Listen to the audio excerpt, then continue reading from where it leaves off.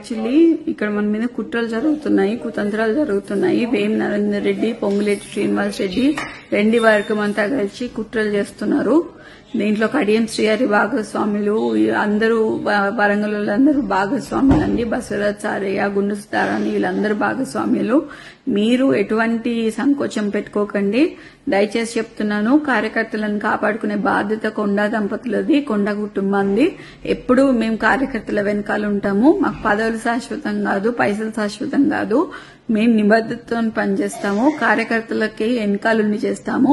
మీరు దయచేసి మీ మనోధైర్యాన్ని కోల్పోకుండా మాకు మనోధైర్యాన్ని ఇవ్వాలని మనస్ఫూర్తిగా కోరుకుంటున్నాను.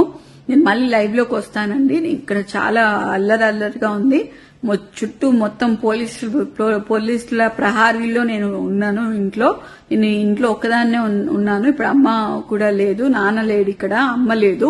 నేను ఒక్కదాన్నే ఇంత పెద్ద ఇంట్లో ఒక పోలీసుల ప్రహారీ మధ్యలో ఉన్నాను. మేమేం తప్పు చేశామనేది కూడా తెలియట్లేదు. అసలు ఇంత కక్ష కట్టి బీసీ లీడర్లని మమ్మల్ని ఎందుకు ఇలా చేస్తున్నారో అనేది తెలియట్లేదు. మేం ఫైటర్స్, మీ అందరికీ తెలుసు. నేను ఎట్లాంటి ఫైటర్నో మీ అందరికీ తెలుసు. నేను ఈ సిచ్యువేషన్ ని డెఫినెట్లీ ఫైట్ చేస్తా. ఎందుకంటే చిన్నప్పటి నుంచి నేను ఫైట్ చేసి ఉన్నా. ఇవాళ కూడా నేను ఇంట్లోనే ఫైట్ చేస్తా. ఇవాళ కూడా ఎంతమంది పోలీసు వాళ్ళు వచ్చినా కూడా నన్ను ఎవరేం బీకలేరు, ఏం చేయలేరు.